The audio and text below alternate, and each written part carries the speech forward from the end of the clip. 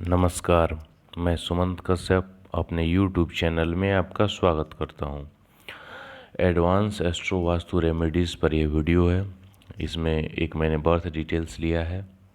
मैं जो भी वीडियोस केस स्टडी के रूप में डालता हूं वो एक सक्सेसफुल केस स्टडी होता है, अर्थात मेरे रेमेडी के बाद उस क्लाइंट को जब लाभ मिलता है, उनका जब फीडबैक आता है तो मैं आपसे शेयर करता हूं कि आपको भी कुछ पता चले। जो लोग ज्योतिष में इंटरेस्टेड हैं उनको इससे कुछ जानकारी मिले, या जो नहीं भी हैं, जिनको किसी न किसी कारणवश ज्योतिष की ज्ञान लेना चाहते हैं, आपने किसी समस्याओं से घिरे हुए हैं, तो उनको पता चले कि कब कैसी रेमेडी काम करती है।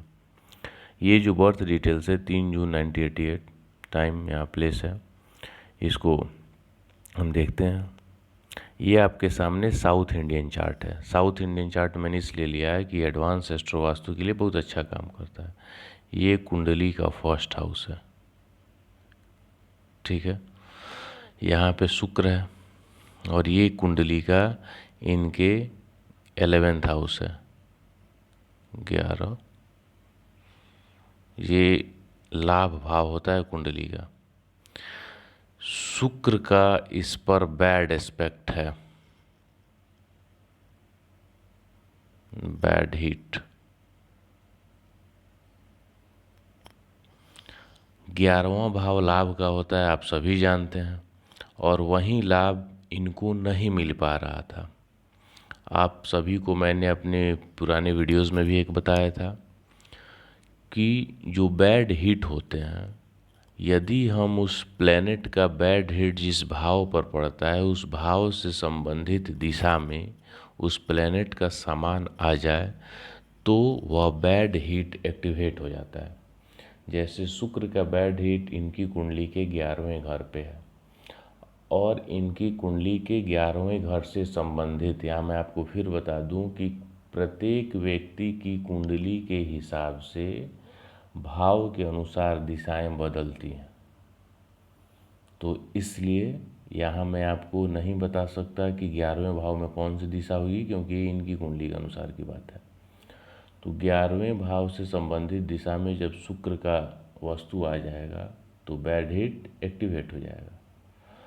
इनके घर में 1 साल पहले यानी 2019 के मार्च अप्रैल के आसपास में इन लोगों ने घर में क्रीम कलर का पेंट करवाया था और वाइट कलर का जो टाइल्स होता है वह घर में लगवाया था।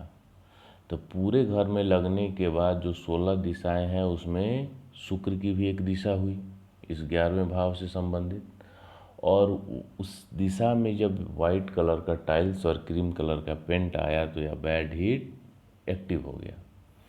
अब इसका दुष्प्रभाव कहें या बैड इफेक्ट क्या हुआ, 11वें भाव लाभ का है, यानी आप जितना काम करेंगे, यदि आप 100% एफर्ट करेंगे, मेहनत करेंगे, तो आपको 50% 60% गेंस मिलेगा। वही समस्या इनको हो रही थी। इन्होंने मुझसे मिलने से पहले जो भी ज्योतिषी से मिले, सब ने अपने अपने हिसाब से, किसी ने कुछ पूजा बताया था, किसी ने इनको उपल रत्न बताया था, और जिनको जो लगा बताया, नो डाउट। लेकिन सबसे बड़ी चीज़ है कि इनको रिजल्ट नहीं मिल रहा था, ये संतुष्ट नहीं थे। जब मैंने इनकी रेमेडीज़ पूछी, मेरे पास जो भी क्लाइंट आते हैं तो मैं प्रीवियस रेमेडीज़ पूछता हूँ कि आपने पहले क्या क्या किया, तो मुझे लगा कि जो भी ज्योतिषियों ने बताया होगा कुछ ना कुछ देख के ही बताया होगा, तो मुझे कुछ अलग देखना है। और वहीं मैंने एडवांस एस्ट्रो वास्तु रेमेडीज़ लगाई, और लगाने के बाद मैं शुक्र के वस्तु को यहाँ स्थापित किया। इस राशि के अनुसार उनके शरीर में जो नाभि का हिस्सा है, नाभि, इस जगह पर मैंने उनको परफ्यूम लगाने को बोला, या कोई भी सुगंधित क्रीम जो होता है उसको मैं बोला वहाँ आप लगा लें, और ऐसा आप रेगुलर करें। क्योंकि यह ऐसी समस्या है कि तुरंत से आपको नहीं दिखेगा, क्योंकि काम तो आप रोज़ करते हैं, और काम आप रोज़ करते हैं। इस परिस्थिति में ऐसा नहीं है कि आपको पता चला आज आपने ये रेमेडी किया और प्रतिदिन आपकी दुकान है, मान लेते हैं सपोज आपका इनकम 2000 होता है, तो जैसे ही आप स्प्रे लगाएंगे तो कल 20,000 हो जाए, ऐसा नहीं है। ग्रेजुअल प्रोसेस है, धीरे धीरे आपको लाभ मिलेगा। और उपाय करने के लगभग 2 महीने के पश्चात इन्होंने मुझे फीडबैक दिया कि अब मैं संतुष्ट महसूस कर रहा हूँ। जैसे पेंट होने से पहले जो इनकी स्थिति थी, यानी शुक्र के एक्टिव होने से पहले जो स्थिति थी, जो बैड डिटेक्टिव हुआ था, उस तरह का ये अब फील कर रहे हैं और इनको लाभ मिल रहा है। यहाँ मेरे कहने का मतलब यह है कि व्यक्ति के प्रॉब्लम्स के अनुसार रेमेडीज़ करनी पड़ती है।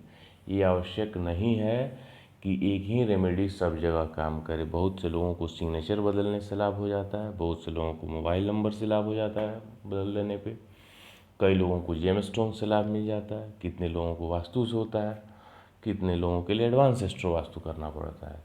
यानी प्रॉब्लम्स के अनुसार रेमेडीज़ भी वैरी करते हैं। जैसा आप जानते होंगे, एक ही डॉक्टर के पास यदि 10 बुखार के मरीज गए हैं तो डॉक्टर सबको सेम दवा नहीं लिखते हैं। उनको पता है कब किसको क्या देना है।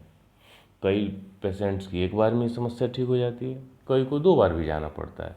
इसलिए आप अपने जो भी ज्योतिष और वास्तु कंसल्टेंट हैं उनके संपर्क में बने रहिए और फीडबैक दीजिए कि आपको अच्छा लगा, कि आपको अच्छा रिजल्ट मिला, क्या ना मिला, क्योंकि फीडबैक ही उनको फोर्स करेगा आपके लिए अच्छा काम करने के लिए। बने रहिए, मिलते हैं कुछ और वीडियोज़ के साथ। धन्यवाद।